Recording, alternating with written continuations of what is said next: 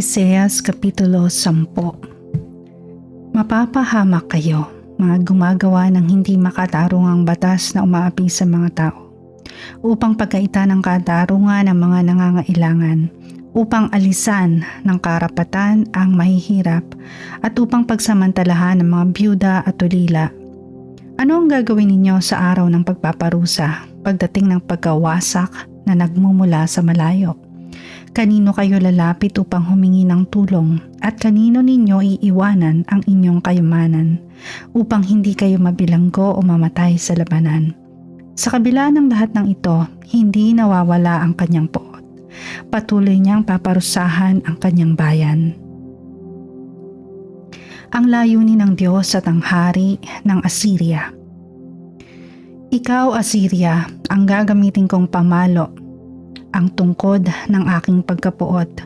Isusugo ko siya laban sa isang bayang walang Diyos, isang bayang kinapopuotan ko, upang ito'y wasakin at samsama ng lahat ng yaman at tapakang parang putik sa lansangan.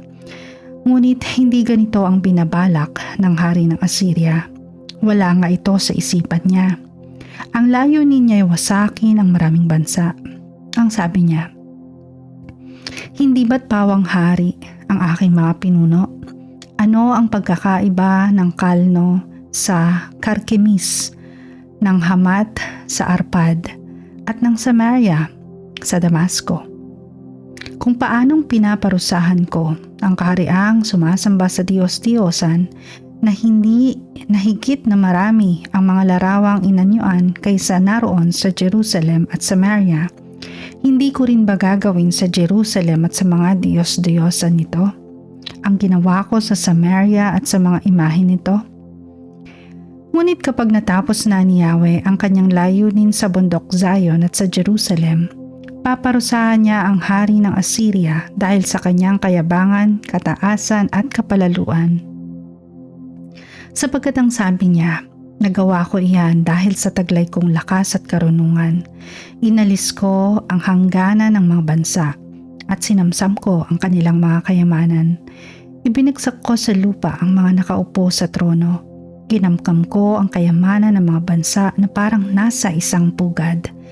Tinipon ko ang buong lupa tulad ng pagtipon sa mga itlog na iniwanan.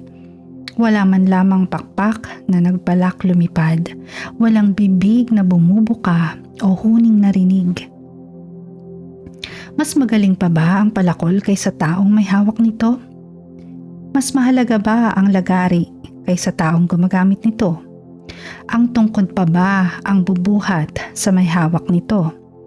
Kaya nga padadalhan ni Yahweh ang makapangyarihang Panginoon ng mapaminsalang sakit ang magigiting niyang mandirigma, at sa ilalim ng kanilang kasuotan mag-aapoy sa init ang kanilang katawan, parang sigang maglalagablab ng walang katapusan.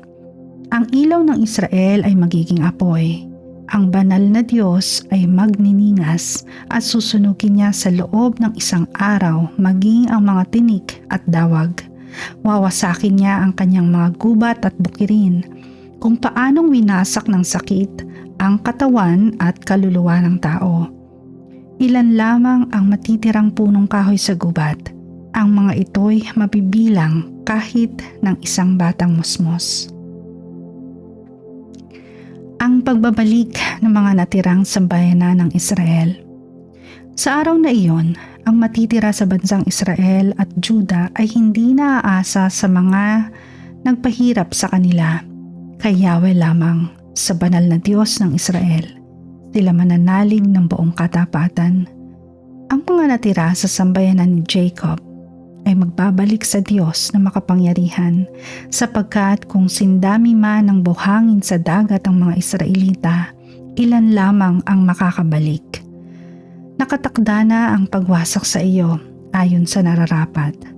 Sa takdang panahon, ang buong bansa ay wawakasan ni Yahweh, ang makapangyarihang Panginoon. Kaya ganito ang sinasabi ni Yahweh, ang makapangyarihang Panginoon: O bayan kong naninirahan sa Zion, huwag kang matakot sa mga taga-Assyria. kung ikaw may hampasin nila o pahirapan tulad ng ginawa sa iyo ng mga taga-Ehipto, sapagkat hindi magtatagal at lilipas na ang galit ko sa iyo, at sa kanila ko ibabaling ang aking puot. At hahagupitin ko sila tulad ng puksain ko ang mga Midianita sa bato ng Oreb. Itataas ko ang aking tungkod sa ibabaw ng dagat tulad ng ginawa ko sa mga taga-Ehipto.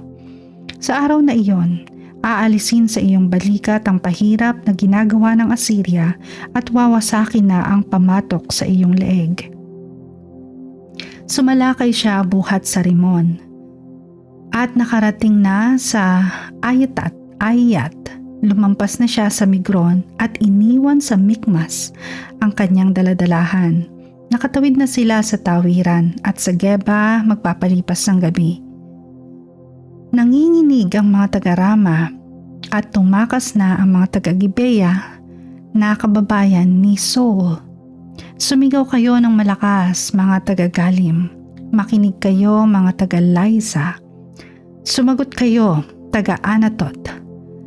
Tumatakas na ang Madmena. Nag-alisan na ang mga taga-Gebim para sa kanilang kaligtasan. Sa araw na ito darating sa Nob ang kaaway. Ibinigay na niya ang hudyat na salakayin ang bundok ng Zion, ang burol ng Jerusalem. Masdan ninyo si Yahweh ang makapangyarihang Panginoon sa pamamagitan ng nakakapangilabot na lakas. Ibubuwal niya ang pinakamataas na puno. Ibinabagsak niya ang mga palalo. Ibinubuwal niya ang mga punong kahoy sa kagubatan sa pamamagitan ng palakol. Bagsak na ang Lebanon at ang matatayog nitong punong kahoy.